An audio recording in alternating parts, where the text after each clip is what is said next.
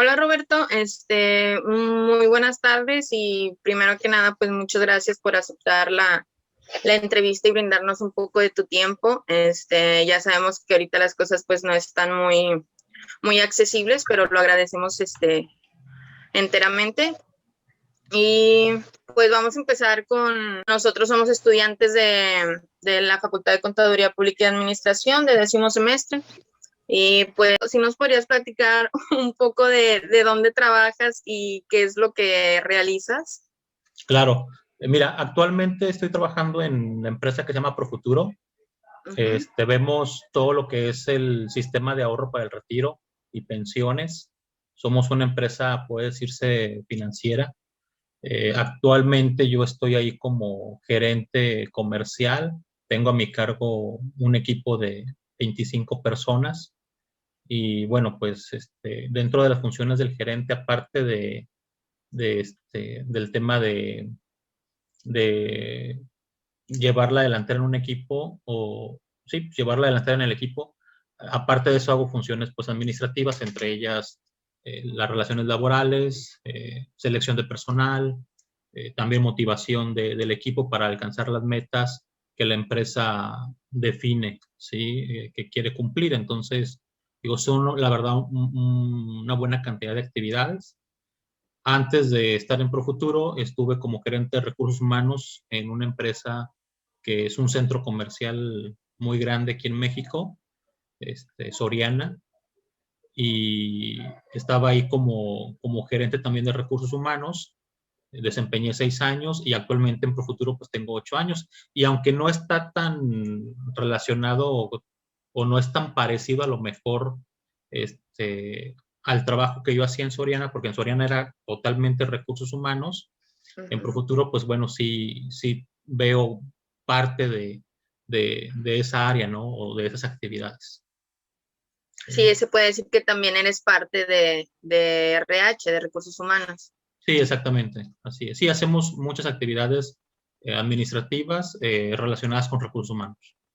Ok, muchísimas gracias. ¿Qué te parece si empezamos con la entrevista? Claro, buenas Ok. tardes. Buenas Adelante. tardes. Bueno, la primera pregunta es, ¿qué tipos de contratos manejan y estos a qué dependen?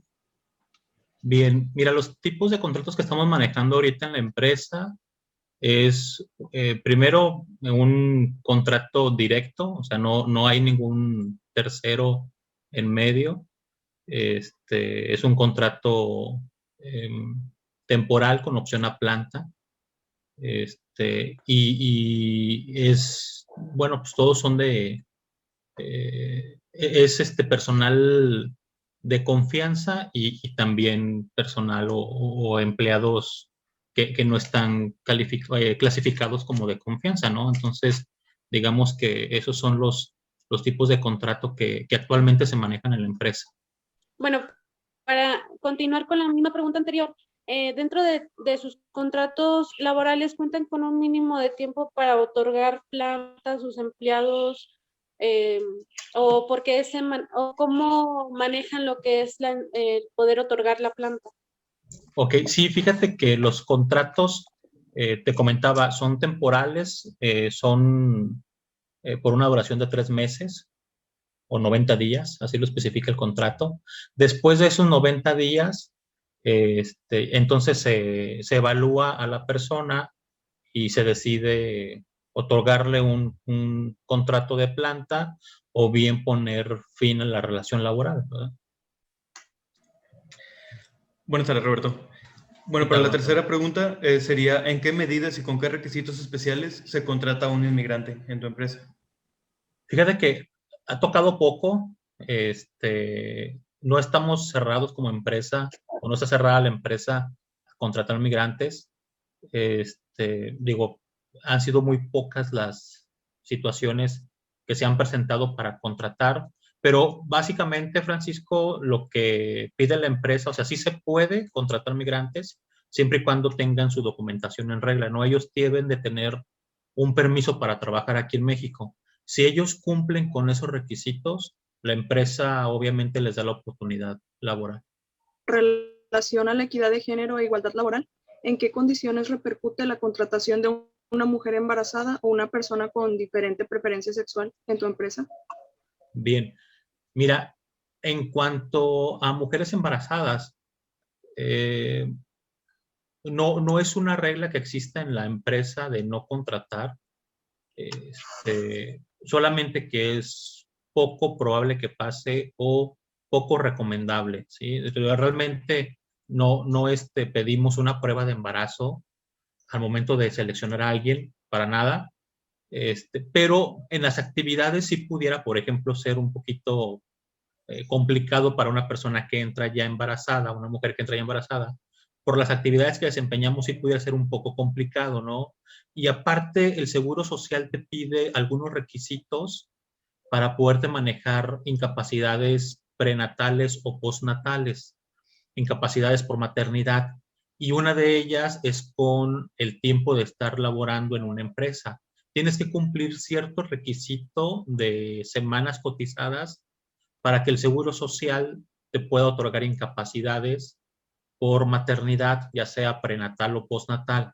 Entonces, te digo, como empresa no pedimos pruebas de embarazo a nuestros candidatos, para nada, pero a lo mejor en las actividades sí pudiera ser un poco difícil para alguien que trae esa condición, ¿sí?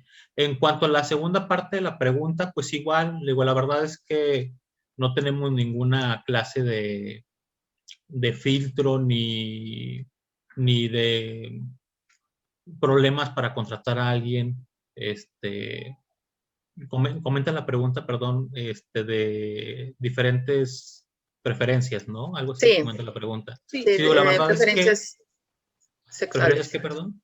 Sexuales, ¿verdad? Diferentes preferencias sexuales, sí. Sí, la verdad es que no tenemos tema con eso. Digo, la verdad que la empresa es una empresa que nos da oportunidad a todos por igual.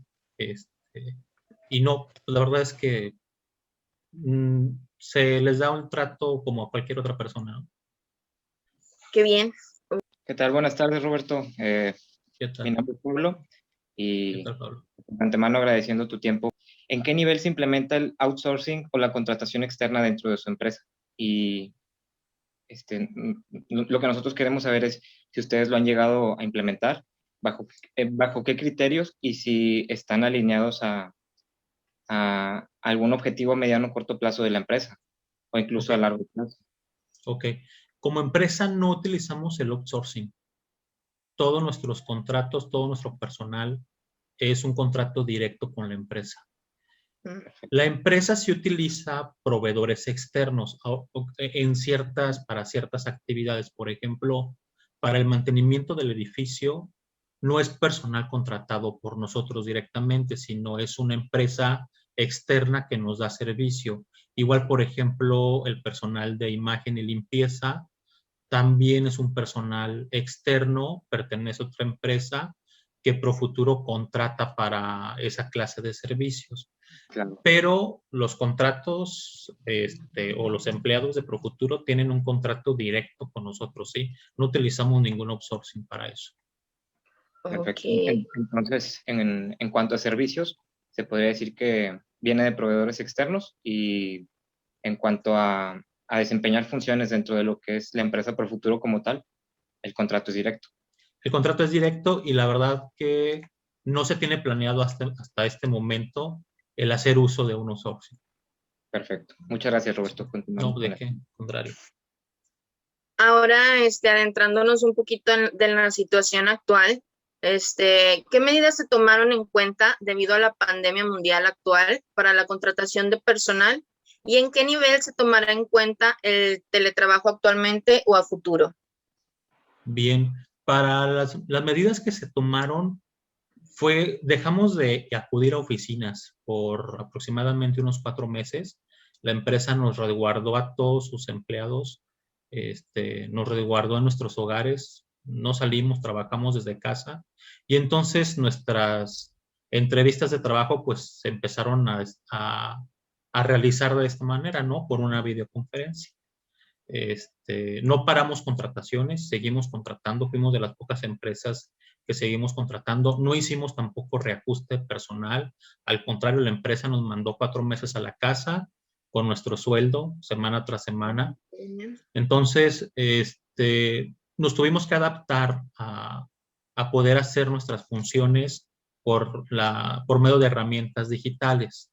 ¿Sí? Actualmente, pues nosotros seguimos en pandemia, sí, ya hacemos nuestras actividades, pero, por ejemplo, para reunirnos con nuestros equipos de trabajo, lo hacemos por este medio también, lo hacemos por plataformas digitales, todos en casa resguardados y haciendo nuestras actividades partiendo desde nuestra casa o desde nuestra casa. En las oficinas se redujo el tema de presencia de personal. A lo mejor si antes íbamos el 100%, pues ahora acudimos solamente el 30% a las oficinas. Y el trabajo o la forma de trabajar así por telecomunicación o por plataformas digitales llegó para quedarse, ¿sí? Es algo que la empresa ya lo está implementando actualmente. Aunque la pandemia se levante, aunque el día de mañana podamos salir sin preocuparnos, la empresa ya está haciendo ajustes en cuanto, por ejemplo, a reducción de oficinas, ¿no? Ya nuestras oficinas ahorita están pasando por un proceso de reestructuración, de remodelación, para que podamos trabajar a lo mejor el 50% de nuestro tiempo en oficina y el otro 50% en nuestro hogar. Eso es lo que ya se está implementando en la empresa. Entonces, esta forma de trabajar llegó para quedarse, ¿no? Y la pandemia sacó a relucir nuestras habilidades o aprender estas nuevas habilidades o formas de trabajo y las empresas, claro que hablo por Profuturo, pues le van a sacar provecho a esto, ¿no? Van a utilizar las ventajas, van a aprovechar las ventajas. Entonces se podría decir que no les afectó, sino al contrario se adaptaron y mejoró un poquito la situación para Profuturo. Claro, sí, la verdad es que tuvimos que adaptarnos. Si hago un paréntesis aquí, Maya, sufrimos para adaptarnos, la verdad. Sí. Sí, Todos o sea, andamos. cuando empezó el tema de la pandemia, nos mandaron a casa, híjole, muchos de mis chicos, y me incluyo yo, nos estresábamos demasiado porque es muy diferente y es muy difícil llevar un seguimiento desde aquí, y no ver a la persona físicamente, no estar con ellos, ¿no? Entonces, la verdad es que al principio le sufrimos, ahora no, ya sabemos cómo se prende la lap y cómo activar la cámara y eso, ¿no? Pero, sí, al principio fue difícil, pero la verdad es que, fue bueno porque, aprendimos o nos dimos cuenta que tenemos otras habilidades, ¿no? Eso sí, aquí andamos todos adaptándonos. Sí. Bueno, para continuar con las preguntas, aquí ya hablaríamos algo sobre lo que son las horas de trabajo. ¿Ustedes pueden modificar las horas de trabajo programadas a un empleado o hay algún rango de horas obligatorias para que éste deba de cumplir en su jornada laboral? Ok, a ver. Creo que no alcancé a escuchar todo. Es que se cortó un poco, María. Sí, se escuchó un poquito entrecortado. La pregunta es, ¿cuándo pueden modificarse las horas de trabajo programadas con un empleado o hay algún rango de horas obligatorias que deba cumplir el empleado? Ok, contestando la pregunta que nos hizo Mari, que no se alcanzó a escuchar muy bien, pero sí se pueden modificar el número de horas y la modificación se hace cuando la persona llega a cambiar de un puesto para el cual fue contratado. El rango de horas, o la segunda parte de la pregunta creo que habla de un rango de horas, son 48 horas a la semana. Eso es lo que se firma en un contrato y lo que debemos de trabajar en la semana, 48 horas. Pero digamos, esta persona entró con un puesto en el cual especifica esas 48 horas, pero si dentro de la compañía esta persona cambia de puesto, ya sea porque pide un cambio para otra área o porque las necesidades de la empresa así lo requieren, entonces sí puede sufrir modificación en las horas de trabajo. Hay jornadas parciales de 36 horas o incluso jornadas de 24, perdón, de 36 horas o de 42 horas. O sea, sí hay una reducción si hay un cambio en el puesto de la persona para el cual fue contratado. Muy bien, continuando la relación con la misma pregunta, Ujú. ¿existe algún límite de horas extras en la que el empleado pueda trabajar durante algún día o alguna semana? Y si existe, ¿en qué se basan para esa cifra? Fíjate que, bueno, en el caso de nosotros en Profuturo no existe el tiempo extra, o sea, realmente no se le pide a la persona que trabaje tiempo extra o que trabaje en su día de descanso. Nosotros no lo pedimos, ¿sí? Ahora, si me permiten darles respuesta de otra empresa, Ujú. sí existe legalmente un límite de horas extras, ¿sí? En la semana, existe un límite de eso, ¿no? Y la Ley Federal de Trabajo así lo estipula. El límite son 3 horas diarias, ¿sí? Y es durante 3 veces de la semana o 3 días de la semana. O sea, yo no puedo obligar o pedirle a un trabajador que se quede al día más de 3 horas extras, ni más de 3 días de la semana pidiéndole tiempo extra. Si sacamos las cuentas, estamos hablando de 9 horas extras a la semana que se tienen como límite. Así lo estipula la Ley Federal de Trabajo. Y entonces en Soriana sí existía eso.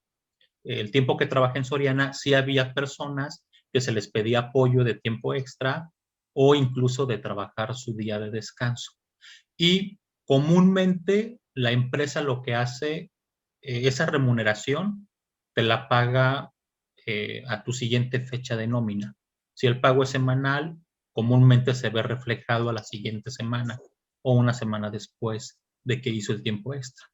Pero ya depende de cada empresa cómo lo maneje. Les comento, en Profuturo no existe el tiempo extra, ni el trabajar, ni los festivos, ni los días de descanso. Hasta eso nos tratan muy bien. Sí, ya Sí. vimos. Para cambiar un poco el tema, se realizan evaluaciones periódicas de desempeño en las distintas áreas para medir los resultados orientados a los objetivos. Evaluaciones de desempeño no, pero sí tenemos una evaluación cada año que es la que nos permite obtener una certificación para poder desempeñar nuestro trabajo, ¿sí? En Profuturo así se maneja. Cada año tenemos una evaluación y entonces por medio de esa evaluación obtenemos una certificación gubernamental que nos permite desempeñar nuestras funciones, ¿sí?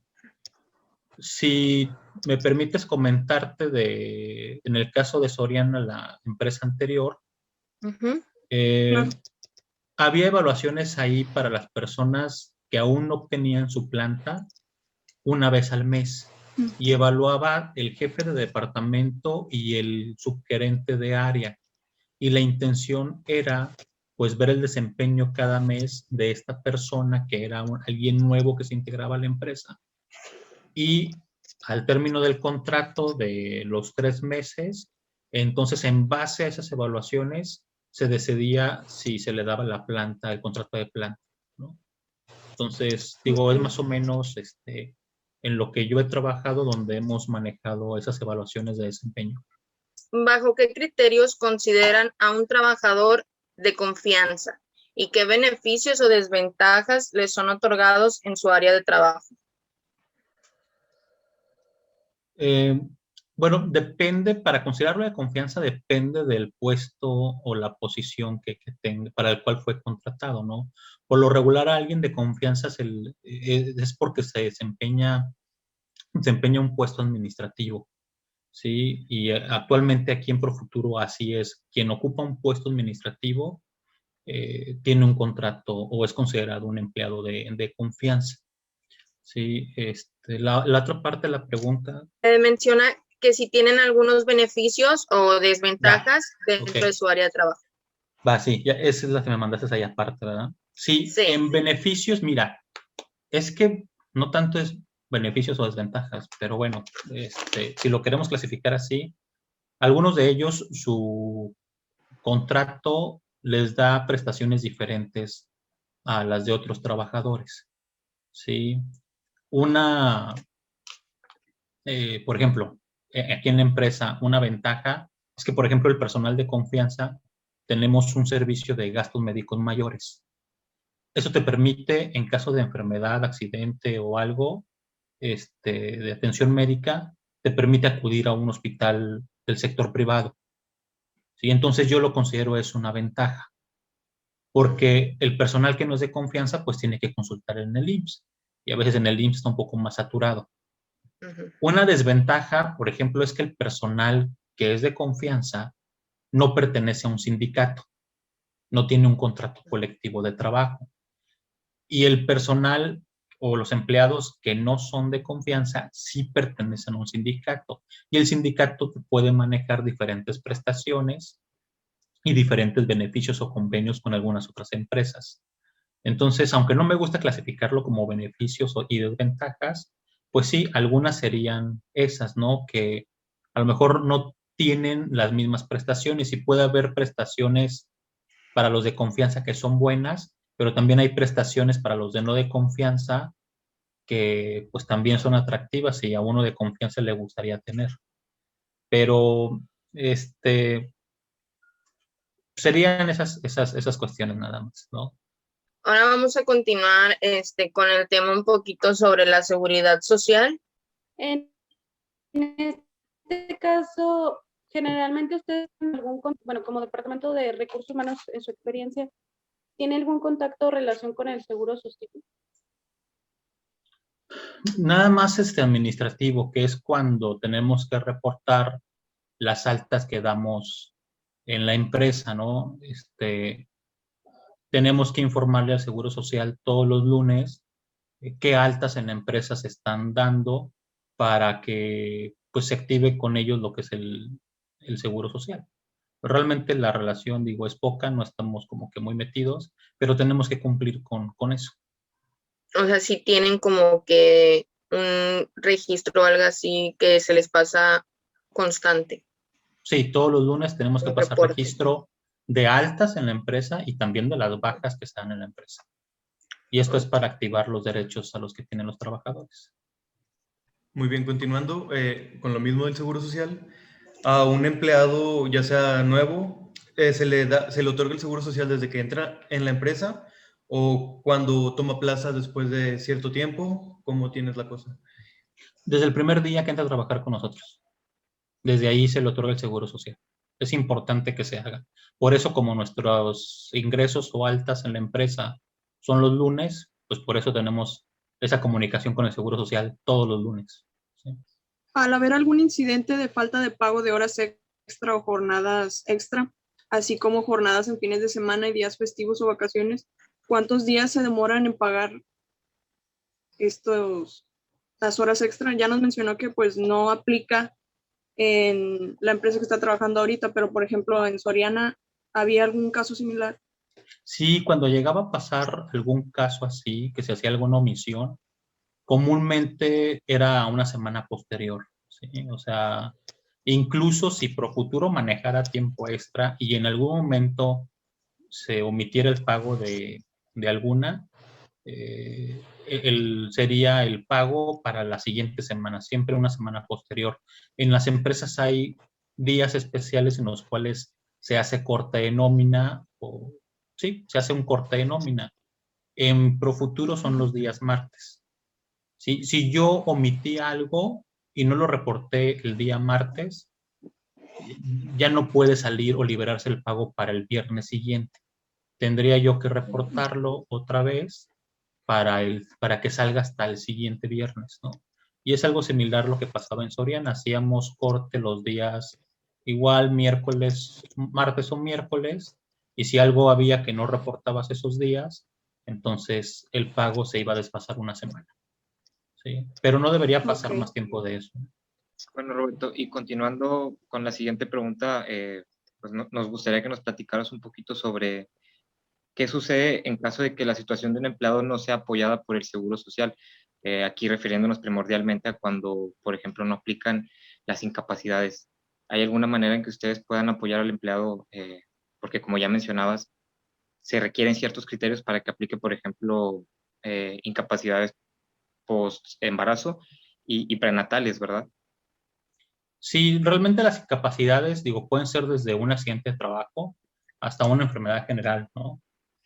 Y bueno, sí hay obviamente apoyo por parte de la empresa para algún trabajador. De hecho, dentro de algunos formatos oficiales que pide el Seguro Social, cuando alguien se accidenta, el patrón es quien tiene que reportar el accidente. O sea, obviamente el trabajador lo informa a su jefe directo, perdón, o inmediato, pero el patrón es quien tiene que reportárselo al Seguro Social.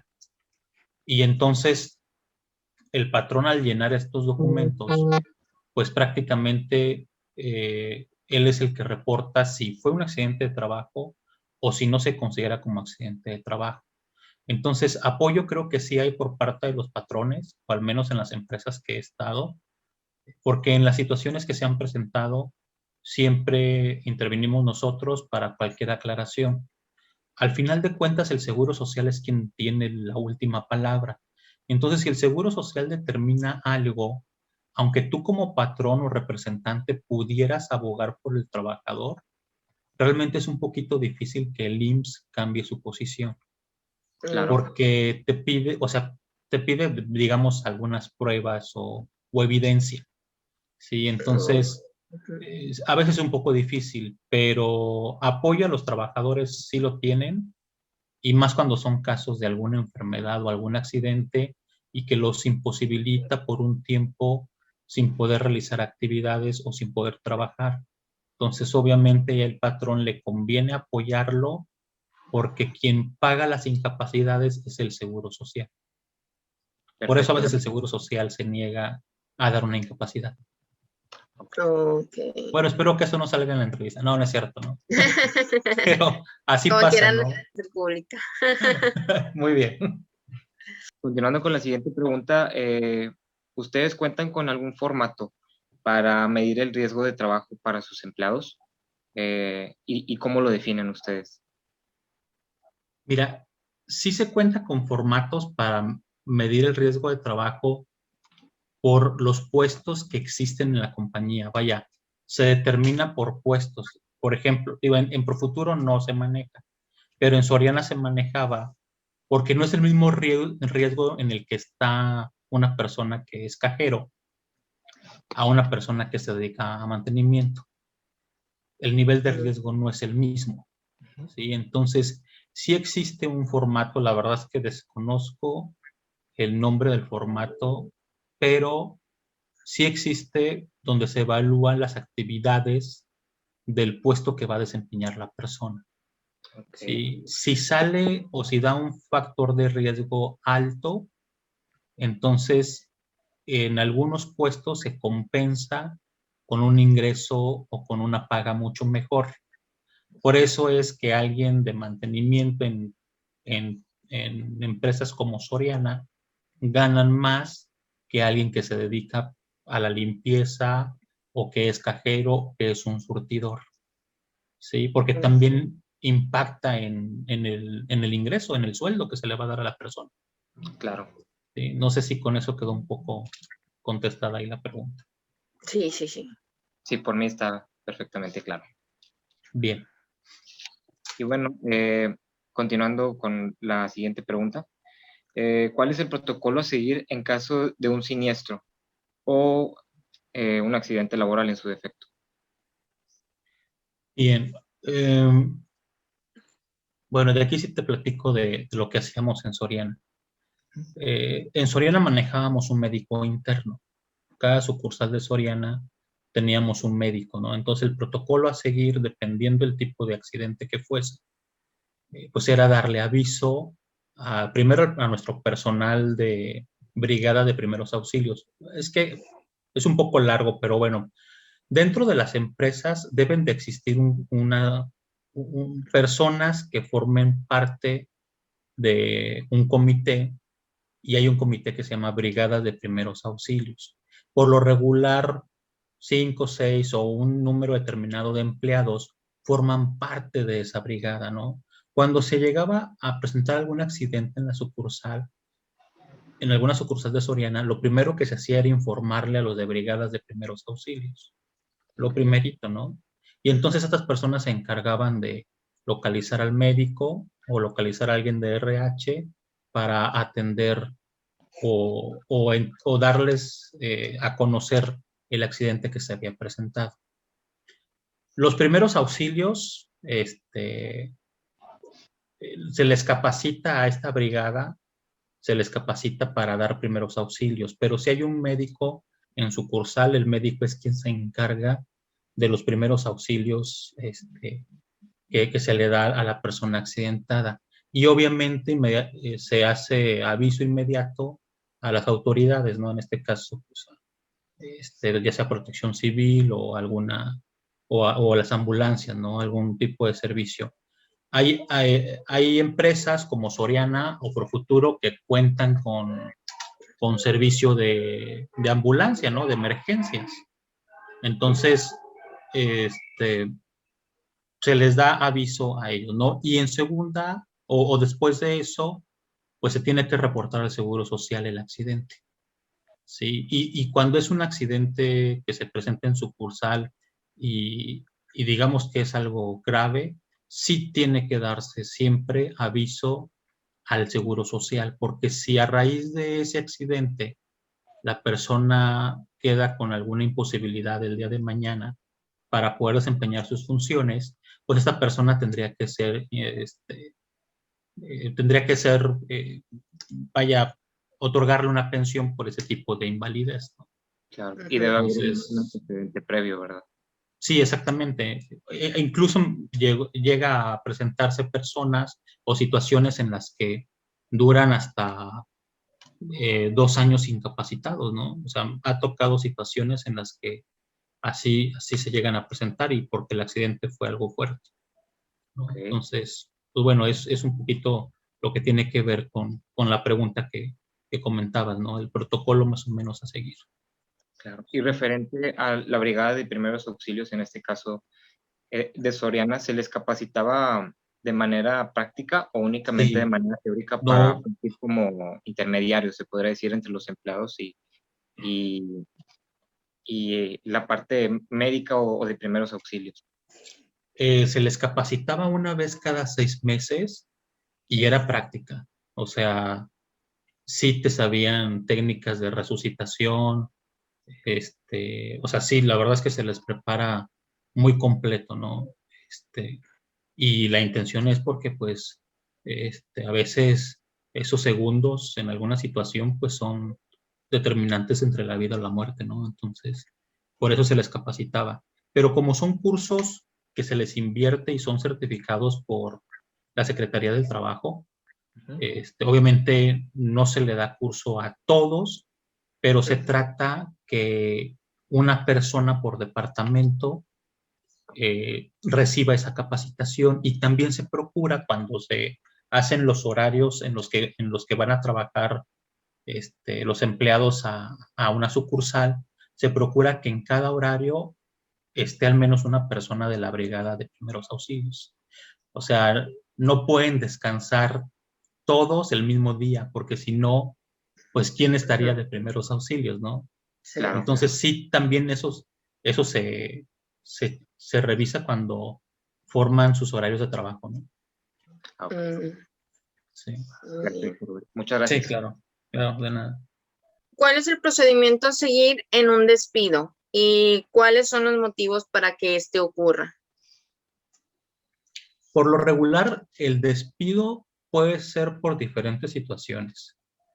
Una puede ser la poca productividad por parte del empleado, ¿sí? Cuando un empleado no está cumpliendo con las metas que la empresa pide, pues pudiera ser que se lleve una rescisión de contrato. También hay rescisiones de contrato por pérdida de la confianza.